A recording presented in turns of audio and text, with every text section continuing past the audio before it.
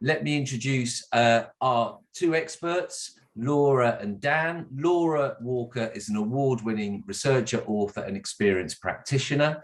She has experience across 6 different business sectors, usually heading up learning and development, talent or organizational effectiveness, or combinations of all 3.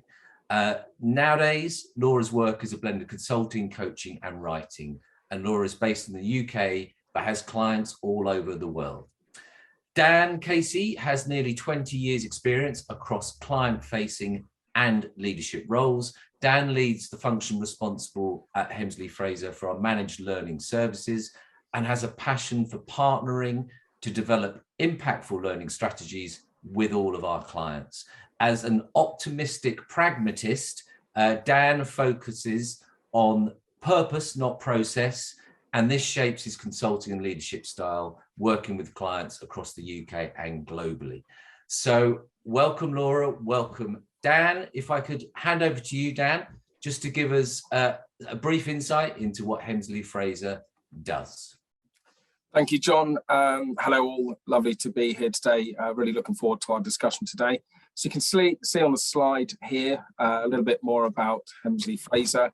I think it's key to point out that actually learning is at the core of what we do and our approach. And that means that we focus on the content, the context, and the experiences that are needed to truly engage and embed learning that makes a difference. And that's solutions for people, for platforms, and a range of different services all around driving engagement and improved performance with our client. Those clients range from SMEs in the UK through to global enterprises such as Coca-Cola and Shell. And I think you can see from the awards there, we're really capable as a full spectrum learning partner. Perfect. Thank you, Dan. If we could just then come to you, Laura, just to sort of position today's conversation and clarify a little bit more exactly what we're going to be talking about. Excellent. If we can move on. Thank you. So today's conversation is all about a proposition that the way we manage and develop talent, it really needs a major overhaul. So lots of the things that we've done historically, and I have done also in previous roles, just aren't cutting it anymore. And the nature of today's environment is that we need to become much more agile and responsive to the business needs. So that's what today's conversation is all about. We've got 3 sections to it. So we're going to start off talking about why Agile Talent development and why it makes a difference. Then we'll share with you our developing Agile Talent model, which has gone down really well in other sessions. So it's something practical that you can take away and helps you to think about what you can do within your organization. And then being Hemsley Fraser, we will obviously move on to some top tips. So we always get practical and share with you some of the things that you can do to get started. So we've got 3 sections, and then, as John said, we'll have plenty of time for discussion at the end.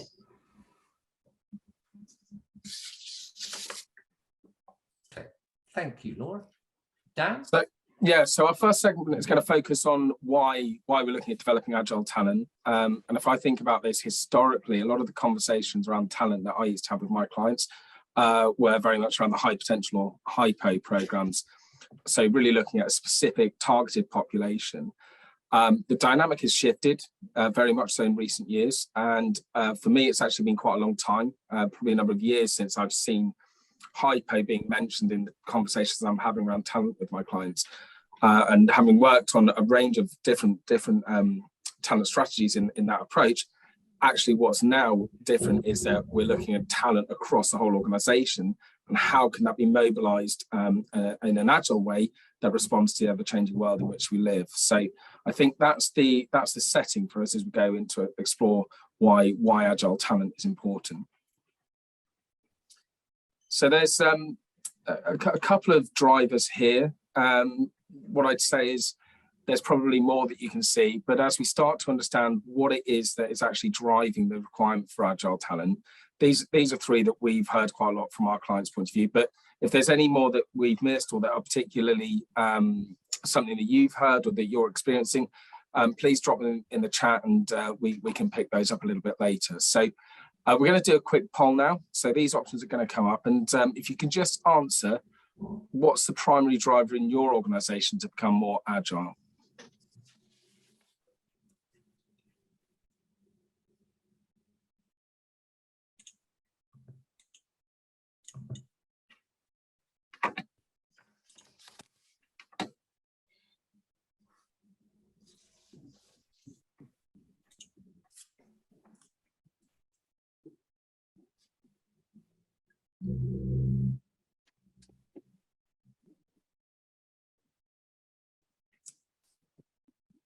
And when the poll comes through, we'll get a sense of actually what that says compared to some of the ones we've done previously.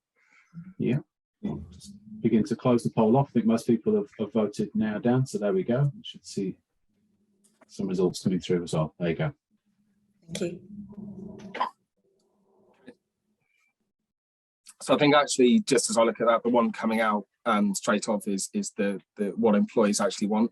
That's consistent with what I'm seeing and hearing from the conversations I'm having with my clients, and recognizing the impact that the Great Resignation has had, and that real move around talent now. That this is absolutely one of the key drivers that I see.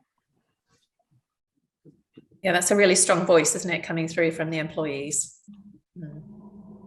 And just to add to that, Laura and Dan, as Dan mentioned, we have run this a very identical poll with two other groups, one who are primarily UK based, one who are primarily US based, and the results were very, very similar. So C was far and away the strongest, and then we also got some sort of anecdotal feedback that a lot of people actually said all three are important. But yeah, C, employees side of things, it definitely seems to be a consistent answer across the board. So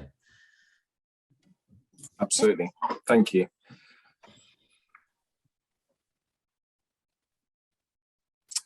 So as we look at this, we work with quite a lot of clients, and we've done a survey recently which looked at over 450 L&D and HR talent professionals, and this is essentially a summary of what they said were the key challenges facing L&D as we look forward, aside from COVID-19. So a lot of challenges that I'm sure you can recognise that are quite familiar. And actually, I think what we're realising now as we start to talk about how we're developing Agile Talent can address that is if you're trying to tackle these in isolation, it's unlikely to work. You're unlikely to drive the change that you need. So we need to take a more strategic approach to create that shift. And so our assertion is that becoming more agile in the talent space is has a potential to actually make the difference that we're talking about.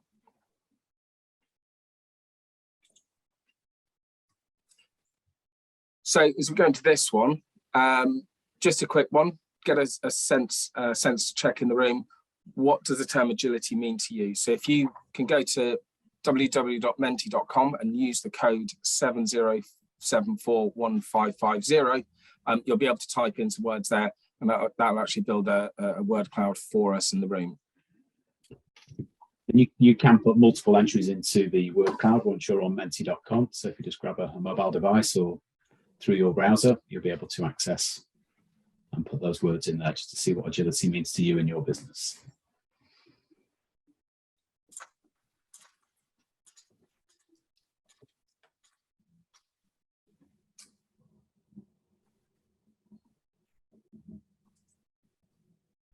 Okay. We've got a few entries coming through already, Dan and Laura.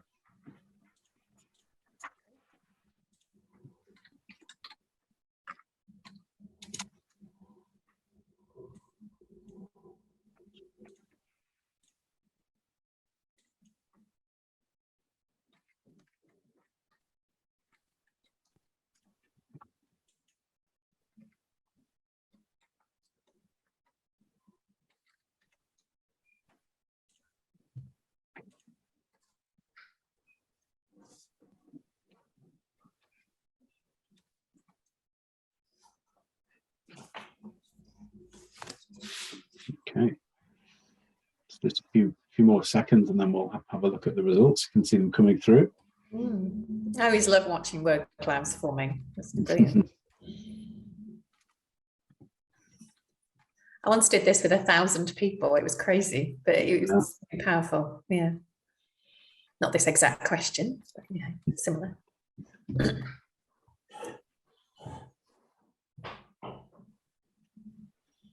Does those continue to come through, Laura? Are there any that that stand out as not being the norm, or are these the sort of terms that you would expect to always see when asking this question? Yeah, I mean, evolving is clearly growing as a term, which would be what you'd expect to see. On demand is an interesting point. I think that's a good perspective, and certainly relevant in the world of learning. So I can definitely see that. Proactive as well as responsive is great, because I think often people think it's just about responding, and it's not. So you have to be proactive as well and shape the environment that you're in, as well as respond to it. Yeah, pace, quick, yeah, progressive, all those things. Yeah, no, it's great. I like the idea of less bureaucracy. That certainly appeals to me. I just noticed that one, actually. I think it's really interesting that, years ago, we take a lot of time to get everything 100% perfect. But actually, the thing I'm hearing now is, 80% is enough. Let's get it out to market and get it done quickly, and then actually have that agility to refine once it's launched. So I think that's interesting, that we don't have to be so, I guess, process orientated.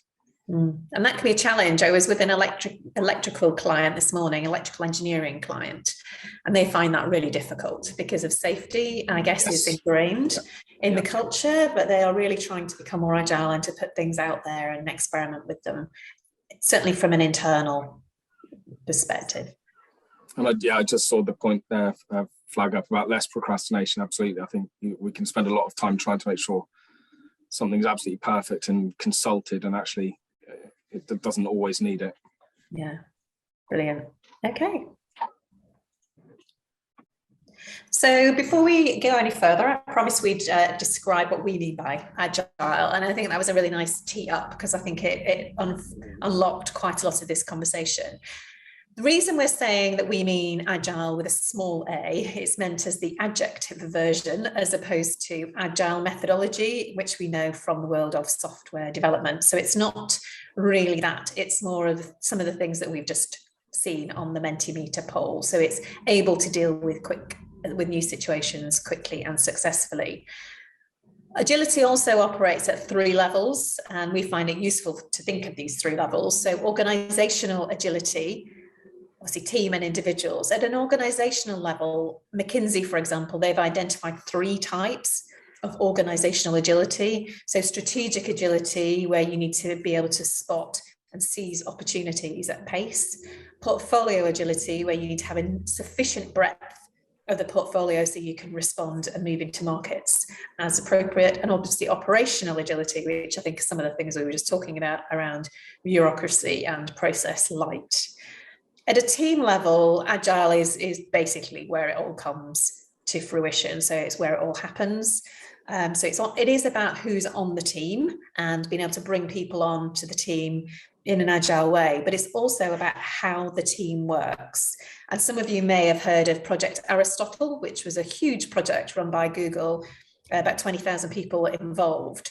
And they've identified that how the team works is even more important than who's on the team and what the work is actually. And at an individual level, the prime aspect is around learning agility. So this is about your ability to learn new things from new and different experiences, make sense of that learning, and then to apply it in new and different experience, in new and different contexts, so that you are staying fresh and relevant and able to be employable even, but certainly relevant in the marketplace or in your own organization. So in essence, agility is the sweet spot. It matters to organizations. It's a business agenda, not just a people agenda. It really matters to teams and also to individuals, which is why we believe it's really important for this world of L&D and talent. Okay, so let's talk about the shift that we're starting to see. So I mentioned earlier that we are starting to see that our historic approach to talent, the traditional approach to what is good talent management, just isn't cutting it anymore.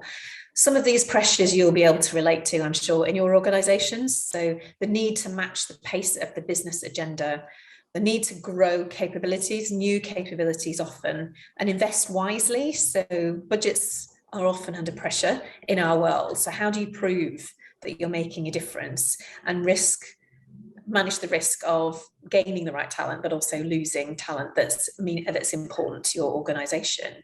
Inclusion obviously is critical, and being able to be agile and adapt to the needs of different populations is key. So traditionally, we did see clearly defined pathways. So we talked about career ladders, clear pathways through the organization. Often in L&D, we'd have a portfolio of programs for defined populations, prioritizing hypo, as Dan said earlier. That has shifted radically to much more lattice pathways, talking about experiences, talent marketplaces, which I know we'll come on to, but also making sure that talent is inclusive. So rather than have exclusive hypo populations, pretty much all the conversations I'm having now with clients is about what can we do for either all of our population or for as broad a groupings as possible. Are you seeing some of those shifts with your client work as well, Dan? Yeah, absolutely. And I think it's very much that much more inclusive approach where it's the whole organization, say the whole talent within a business. And the talent marketplaces point is a really interesting one, because if you look at what an organization requires in order to actually start to have that agile talent development, creating opportunities and mechanisms whereby people can develop skills that they don't have, they can experience opportunities to grow and develop, and talent marketplaces whereby you can actually advertise or promote opportunities for people to do that, are one of the mechanisms to achieve that. And that really, demonstrates that lattice pathway development that you're talking about. I think when you start to look at it from a skills point of view as well, that language again covers any division, any department, and it really is an enabling conversation where it talks about learning and development not just being the responsibility of an L&D function, but actually developing your talent is responsible of everybody across the business. And so I think it really is great opener to have those conversations, to start to engage the business more broadly in the conversation. Brilliant. So let's see what you think. Moving on. Okay. So if we look at some of the characteristics here, just start to have a think now about in your organization, the approach that you have towards talent development, around the adaptability, how data driven it is, and so on. Just try and get a sense now of actually, one, you're quite, you've got that formal structure, the traditional structure that Laura spoke about, or actually 10, it's much more agile, it's much more sort of, flexible in terms of its approach. So we'll just put a poll up now and just take a minute or two to get a sense of where you think your organization is.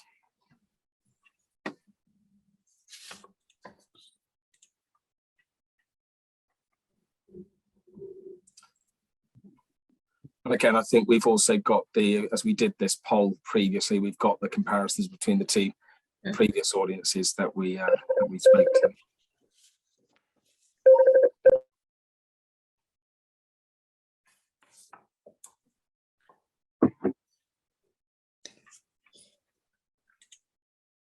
Majority of our respondents are in, so just a couple of seconds more and we'll close our poll for everybody. And we'll share some results. Okay. Come down, Laura. There we go. Yeah.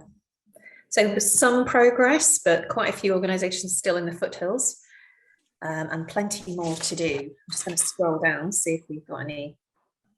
Oh, we've got an 8. That's interesting. It'd be good to hear from them about what they're up to. Absolutely. Yeah. Yeah. Awesome. Please feel free to put into the chat potentially the reasons. Yeah. Wow. Who is it? An 8. Please feel free to put in the chat your reasons for your answers. But again, as Dan mentioned, just to compare it to the 2 previous webinars and the 2 previous audiences, again, very similar. almost everybody had made a start, and the vast majority of people were in that 3 to 7 area. Some people were slightly beyond that, especially the US seemed to be slightly, or felt they were slightly more advanced than the UK audience, but that 3 to 7 area is definitely the main position that most of us thought we were in terms of our agility. So okay. Okay, so let's move on to our next segment. So we're going to actually share with you the model that this is based around. So this was developed by our insights group and is pretty much hot off the press in terms of going out to market with it. Towards the end of 2021, we pulled together a group of internal L&D specialists and a lot of respected external practitioners, heads of L&D, heads of talent, and so on from our clients to help steer Hemsley Fraser's point of view, the thought leadership, and make sure that the content that we're putting behind this is exactly what's needed and is responding to what we see in terms of that market shift. Talking about actually what this means from a future skills point of view as well. So Laura's going to walk you through it, and there's going to be plenty of information available towards the end of the session as well. Okay, so I'm just going to orient you to the model and give you some highlights. There will be, as we said, a link to find out more right at the end. So don't worry if you don't get all of the detail as we go. So first thing you'll notice about the developing agile talent model is it is a wheel, and that's by design. So it's meant to reinforce the evolving nature that we've already touched on. You'll also notice that we've got excite, engage, embed, evolve. And that's part of our proposition, is that how you develop agile talent needs to be agile by design. So how you go about your frameworks, your talent frameworks, your programs, your learning programs, they need themselves to be agile, not just to say that you want an agile approach. Also key is defining what you mean by agile. So obviously there are some common characteristics that we've just touched on about what would make your talent agile, but it really helps if you take some time to have conversations in your organizations about what do we mean by agile talent, what makes that particularly relevant to us, so that can sit right at the center of what it is that you're doing. Okay, so let me talk you through each of the areas just to give you a little bit more of a flavor of some of the specific things that we have here. So essentially, if you start with why, and we generally start with why, don't we? But the trick is to make sure you're really clear on what is driving this. So we touched on this earlier with our first poll. What is it in the business that's driving this? And what is it about your people that are driving this? Obviously, human leadership is a big trend. So around authentic leadership and human leadership ahead of the pandemic, but certainly accelerated by the pandemic. So getting that sweet spot about what's good for the business and what's good for our people is really critical. Often in tension, but if you can nail that, then brilliant. Interesting thing about agile is that it's not loose. So it does mean that you need to have regularly revisited plans, but it certainly doesn't mean not planning. So you need to have an adaptive, purposeful planning approach that you regularly review. So once you're clear on your why, then you can move on to your what, and really be focused primarily on future-oriented capabilities. So a lot of L&D functions, and I will hold my hand up to this historically, have wasted a lot of time trying to get an accurate assessment on where exactly we are now on our capabilities. In an agile world, that is pointless, because as soon as you have defined that, it moves on and becomes irrelevant. So you need to pay most attention to what the capabilities you need in the future and where are you relative to them, rather than trying to get an absolute assessment. And also, a lot of organizations fail to realize that the majority of your future talent is already employed. So a lot of talent agendas focus on early careers to the exclusion of the majority of talent in their organizations. So those in mid-career, midlife, and later. Certainly older workers are the prime growing population, as much as some of them are leaving post-pandemic. They are a big forgotten population. So upskilling, where you're obviously adding skills, reskilling into new skill areas, or broad skilling, where you have capabilities such as digital, for example, where you need deep skills in certain areas, but you need a broad awareness across the rest of the organization. So really important for this agenda. Then obviously in terms of how is also important around agility and really important for us in L&D. We all know, and are probably also guilty of this, that sometimes in our world, particularly around talent, there have been pet projects or the latest shiny thing that we just go for because it seems like the main thing, or the CEO has got a passion for a particular charitable organization to work with. In this world, and the same as the Agile methodology, we need to be evidence-based. We need to be hungry for data, what actually works, what isn't working, move on, change it, develop the next thing, evolve into the next piece, and obviously accelerate what is working. And another key thing around Agile, we talked about the importance of teams earlier on and how Agile is core to how teams are working. Teams are also a fantastic environment for learning. So either in teams that we bring together specifically for learning, so group coaching or cohorts or whatever it happens to be, but also teams who are natural work teams. And team learning is a really important piece of psychological safety, providing that environment so that people can learn, make mistakes, speak up. So merely powering team learning is absolutely critical and such a good opportunity that many of us don't really pay much attention to. And then the final area obviously is around where, so where we develop. And we know that hybrid working is still evolving, and hybrid learning needs to respond to how organizations, teams, individuals are now learning. And it needs to be hybrid by design, which I mentioned earlier. So we need to make sure that we're making the most of those opportunities, the times to learn, the people to learn, the different methods, what really makes the difference, and to bring those, choreograph those into a really important hybrid learning journey, not just a hybrid event. Done well, hybrid learning and agile talent development is hugely inclusive. So it can make all the difference to an inclusion agenda.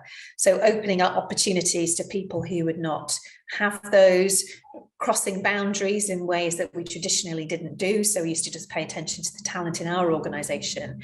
More and more organizations are going beyond their boundaries into suppliers, for example. They're including external people in their succession plans, which is relatively new. I first saw it about 10 years ago, but it's really taking off now that people are being much more agile about how they plan their talent as well as how they develop it.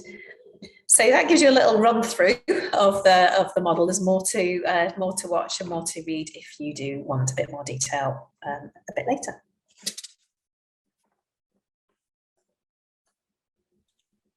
Thank you, Laura. So we're just going to get into the third segment now. So this is more about actually looking at the practical side of it. So how do we actually start to engage with this model? We're always keen to actually get to the so what and understand what it looks like in practice. So let's spend a few moments now looking at the model and how it works practically. Also in the Q&A, please be aware that we'll have some time to address any particular challenges that you're facing as well. And if you've got any burning questions so far, just drop them in the chat and we can pick those up as well. So we've got our third poll now, and I think this is when we start to look at, okay, traditional talent development thinking has been there for a while, it's been there for a reason. There's a lot of systems and processes that support that. So actually, what are the risks associated with moving away from a more traditional talent development approach? So as a group, we've challenged ourselves as to whether you can be too agile. The evidence for it is compelling, but equally, can developing agile talent potentially also be a risk? So can you be too agile? If you want to answer that, and we'll see where we get to.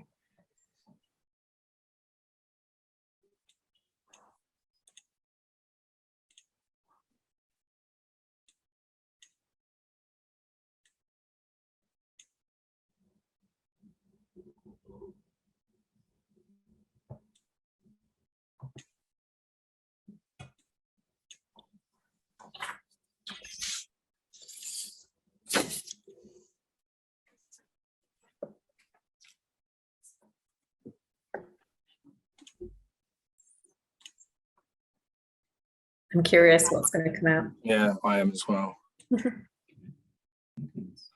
Especially when you think at the range of sort of traditional, talent management systems built on, that very much that traditional pathway approach.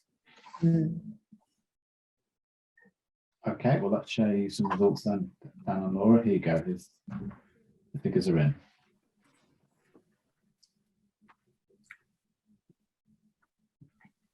There we go. So just before Dan and Laura comment on those, just to again compare these to the findings from our previous two polls. Slightly different on this one, actually, in that the other two polls both had over 50% saying that you could be too agile, so slightly higher than we've got here, and lower on the, probably not surprisingly, lower on the unsure, so around 20%. So slightly different, but yeah. Laura, anything to add to these results or the comparison between the three polls? Yeah, I think that's just really candid and honest to say, I'm not sure. It kind of depends. And it probably does depend, because we are in, this is relatively early stuff. So, to some extent, the proof is in the pudding. So yeah, I'm reassured by the unsure. Yeah, I think I am as well. If we think about doing this in an agile way, it has to be iterative, and it's very much depends on where you are against this spectrum. So, some people are going to, and we'll talk about this in a minute, are you at the start, halfway through, or towards the end of that? So I think that's very, very open. Okay. Perfect. So I think, there we go. So just on that one, here are some tips about avoiding being loose. So I mentioned earlier on that Agile isn't about being loose. It is about planning, and it is about making the most of your evidence. So here are some top tips about Agile is not loose. It is about building in enough responsive agility. So obviously paying attention to what's going on in the market and revisiting those plans regularly. It is about proactive agility as well. So it's not about just being thrown around by the powers that be in the market. It is about developing a compelling strategy and proposition that you go out with to attract what you need internally and externally. And I think the key thing, if you're going to take one thing away, is really make the most of your data and be challenging of the data itself. So ask questions of your data. Use and work with your whoever it is that you partner with for your learning. Hopefully it's Hemsley, Fraser, but there might be others, because the data is often there. If you don't inquire, how do you get the insight to make the right choices for your organization? How do you know what is working now and challenge some of those long-lasting assumptions? So I'd say make the most of your data. And it really works as well when you use it with senior managers. Did you know, for example, when I was at John Lewis, we used to say, did you know that 15% of the people leave the organization, but only 5% move between Waitrose and John Lewis? Are we okay with that? When they're leaving to develop their career, surely we could develop their career across the wider organization. So that's sort of, did you know? But also around developing a framework that helps people. So it's not completely loose, so it's not completely open, but it's a framework that's based on different choices. It's inclusive. It's about moving across and around the organization and being agile in itself. So you're helping people to be agile by giving them the freedom within a framework. Okay. Top tip. So I think we'll look at now actually about how you can sort of practically apply the model. And I think there's probably a number of ways, but we're going to focus on two distinct ways as we look at this. I think the first one is you could work your way through it. So you could literally start in that first segment looking at why and actually start to map where are you now? What are you doing that supports this? How adaptive is and purposeful is your planning approach? And start to use this as a sort of asking yourself and your organization more broadly, well, where are we against this? So this almost gives you a bit of a roadmap and a bit of direction so you can understand the gaps that you've got from starting point. The second one could be perhaps you're slightly further along, your approach is more mature, you've started to do some of this, Well, in that way, what you might use this for is actually almost to layer over and start to get a sense of actually what we're doing really well and where are some of the gaps. And then you can start to think, okay, what we're going to do about those gaps. And also then I think, probably a third way is to challenge yourself if you're really far, are we consistently doing this all the time? So it's maintaining that agility, and it isn't static. So your adaptive and purposeful planning approach today, does that look the same next year and so on? So challenge yourself to sort of revitalise that and keep it alive. Great, thanks, Dan. And then the third top tip that we've got for you, the whole point of Agile and how Agile works generally. So if you think about the parallel with Agile teams, is to bring people into the conversation. So bring together different perspectives and ask, for their input and their viewpoint. And what we've got here for you are just some prompt questions that you can encourage in your organization to think about. So what does being agile and having agile talent mean for us in our business? What does our talent strategy address both the business needs and the employee needs? How safe is it in our team to take risks and to feel vulnerable? Is our team an importer or an exporter of talent? And how do we know that? And as an individual, how would I rate my own agility? That's quite a challenging question.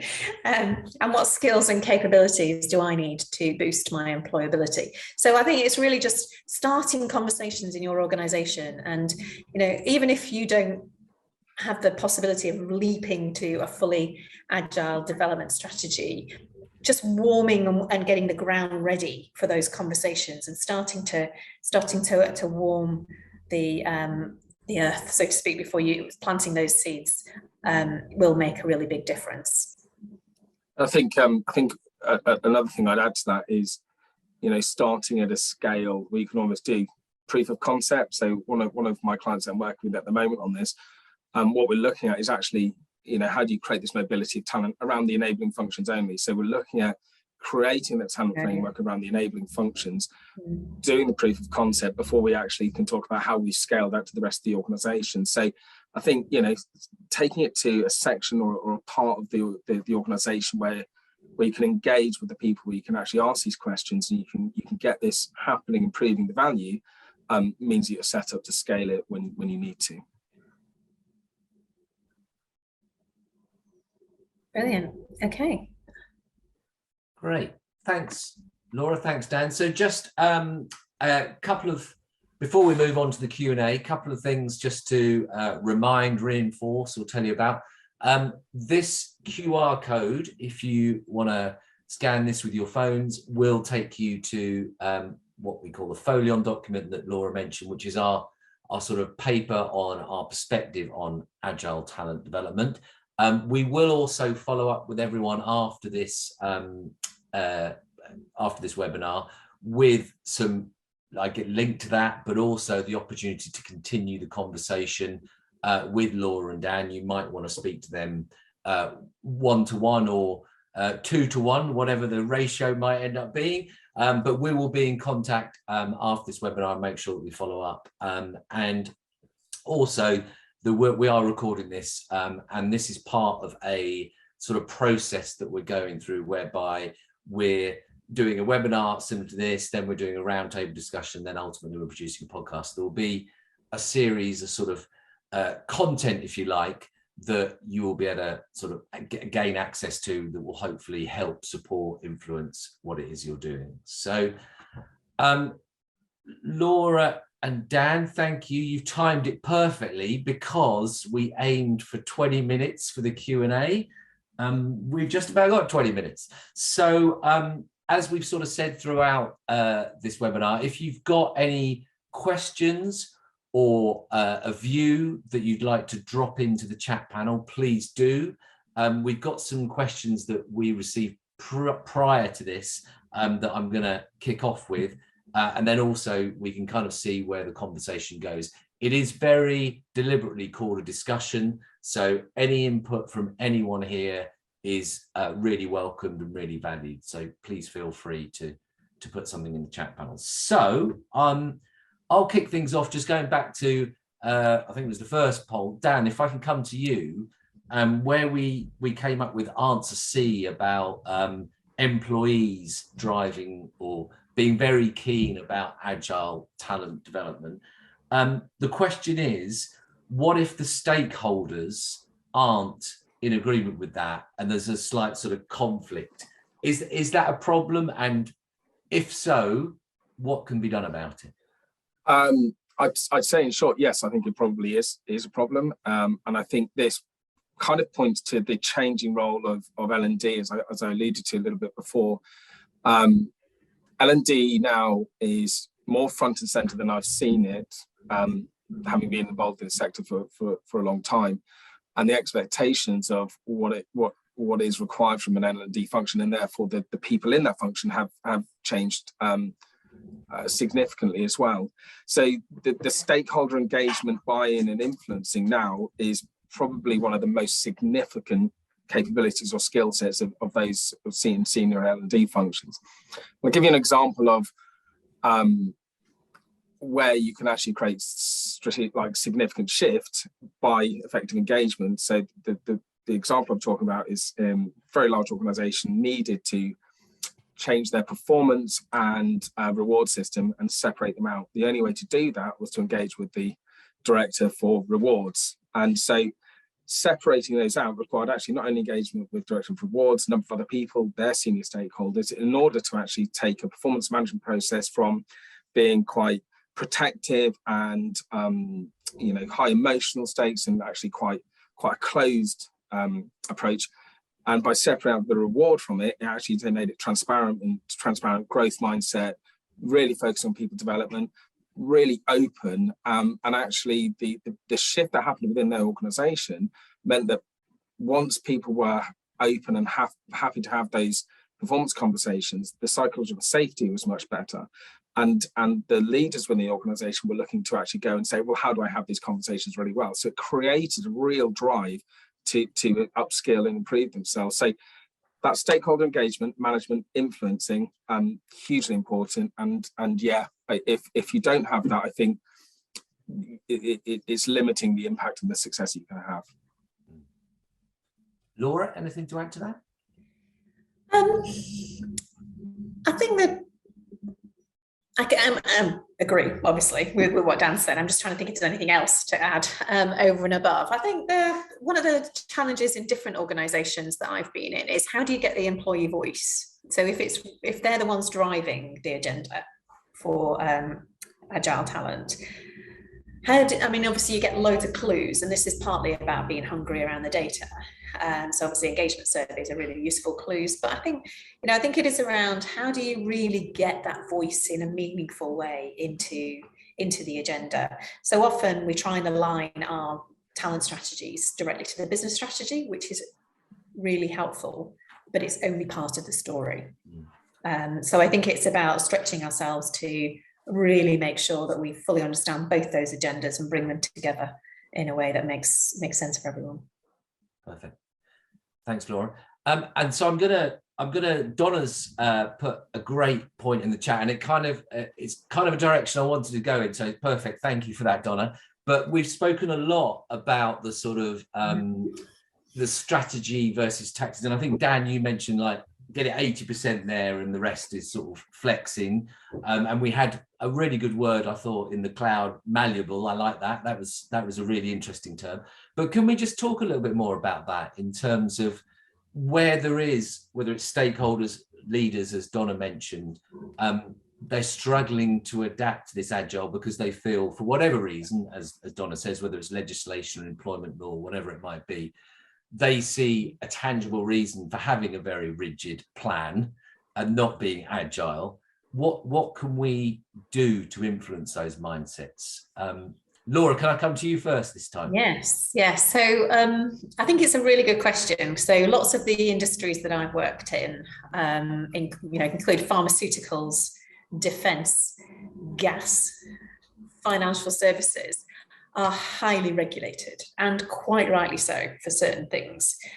And I think it's one of those, it's not a one-size-fits-all situation. So I think it is around, rather than going, we need to be full-scale agile for everything, it's about breaking out that conversation in the right sort of context. there are very few regrets about having an agile development strategy for talent. There are regrets about not completing regulatory training. You know, I think it's really not a one size fits all, and to be really clear about what the context is, at least to begin with, that you're having a conversation is really helpful.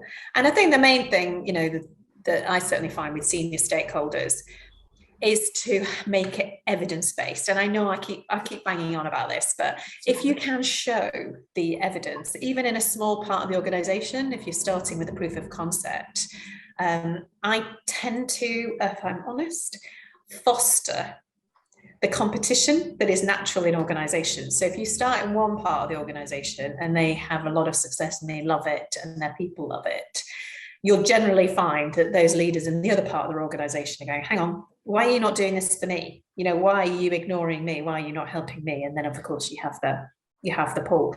So I think it is about start where the energy is, use your evidence, use the did you know, or factoids as a colleague of ours calls them. You know, throw those little facts in, did you knows, and it really makes a difference. What do you think, Dan?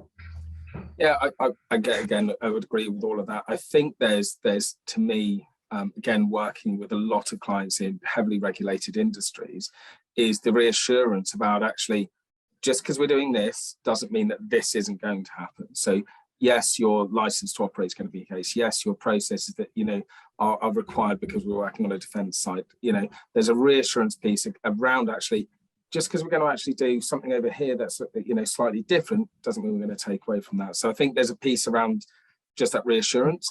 And then absolutely, as Laura's talking about, you know, the data, the insights, and the what if we don't question for me is quite important, because the conversation now is actually, what if you don't develop your talent? What if you don't do that consistently? And what if you actually start to drop off being attractive to talent, both internally and externally?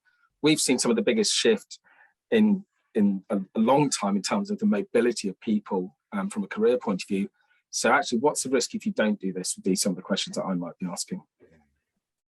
Yeah, and I think that, sorry, just triggered one other thought. So it's one of the organisations that I'm working with at the moment, pharmaceutical organisation, and their growth is off the scale. So they're looking at 20-odd% growth every year.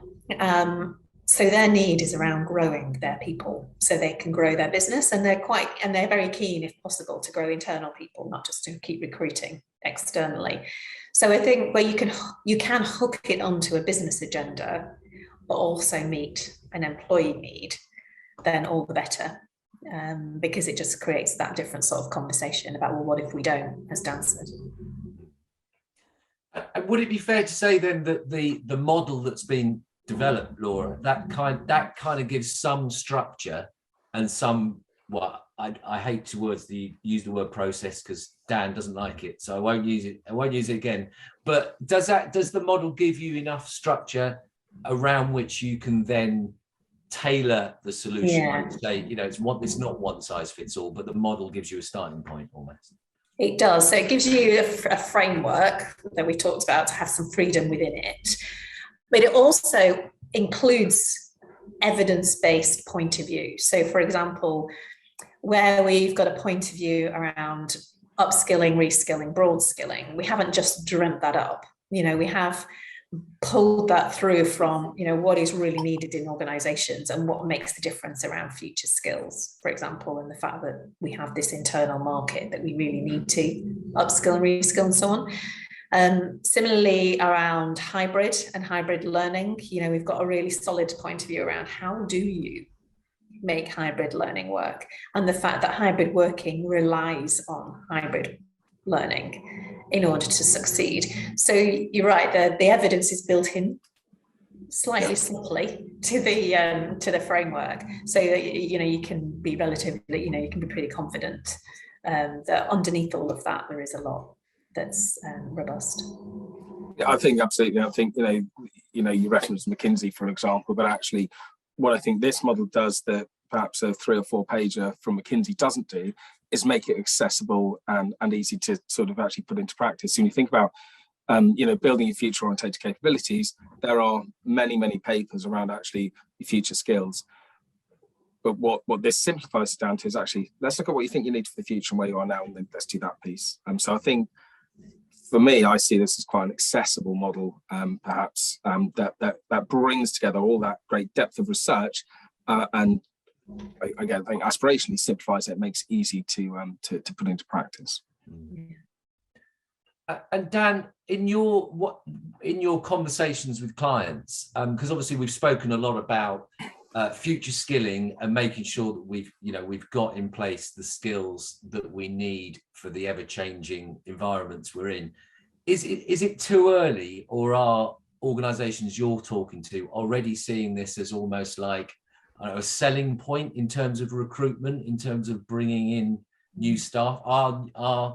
Recruitment absolutely, massively, and organizations are, the clients I'm speaking to are also just, clients that I'm aware of, organizations aware of more globally.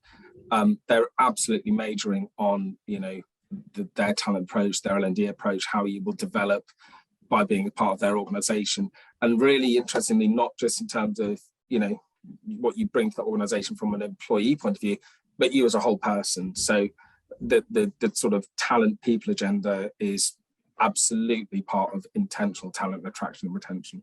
Yeah. And I think the thing that we've seen that's shifted and accelerated that in recent times, I mean, engagement has always been key to performance. We know more engaged people are better performers. That has always been thus. That is not news.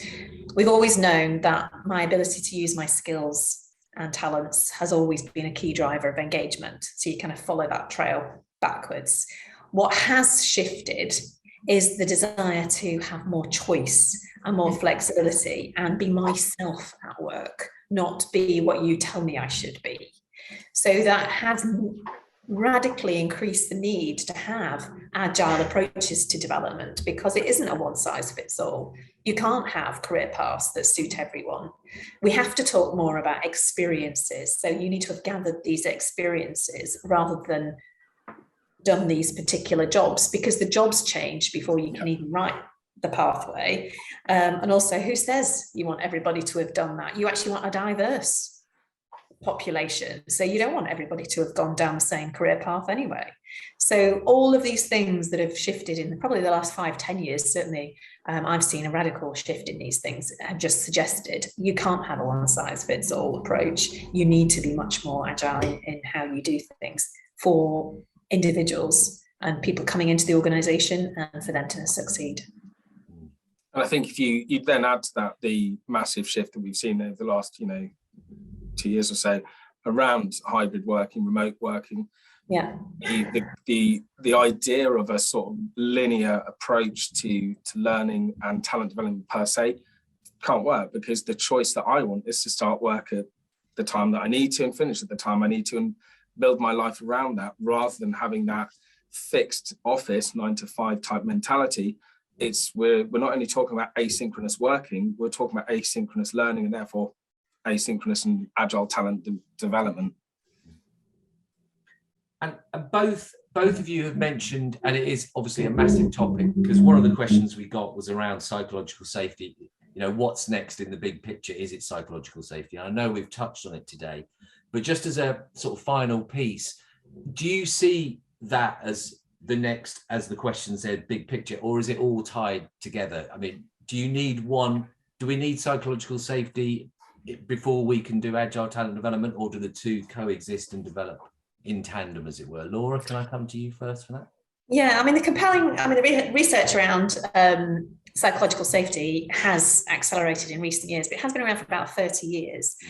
So it's really, really robust and very well tested. And it basically says it's a foundational requirement. So around learning, for example, we all know you learn best when you feel safe to take risks, to speak up, to ask questions. It is foundational. And I think one of the things that's quite exciting and the link with this model, it's kind of a double click on the model in a way, is around team learning.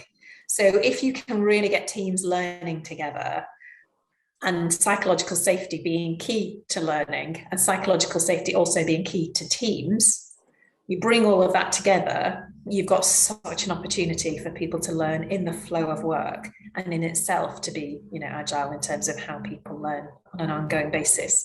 So I think it's one of those things that is now really coming to the fore, partly driven by, the last couple of years, but I think also by people's realization about the difference it really does make for everything, well-being, teams, everything. Dan, in our last minute, some final thoughts? Yeah, sure. So, sorry, I would absolutely agree. It's pivotal. And if you go back to work that Lencioni was doing, we look at the trust equation, you're basically talking about a foundational approach to how we want to exist and to work and spend time with people. And if you think about the enjoyment you have when you're with people you trust, when you can be open, when you can share, and the growth you have in that setting, versus one where you feel criticised or that you can't speak up, the opportunity for growth or the removal of the opportunity for growth, I don't think can be understated. So it's hugely important. I think the challenge I'd say with it is it can't be achieved just by saying, right, we are now a psychologically safe organisation. It's an outcome of a lot of other things that actually are needed in place to actually achieve a psychologically safe organisation. That's great. Thank you. Thanks, Dan. Thanks, Laura.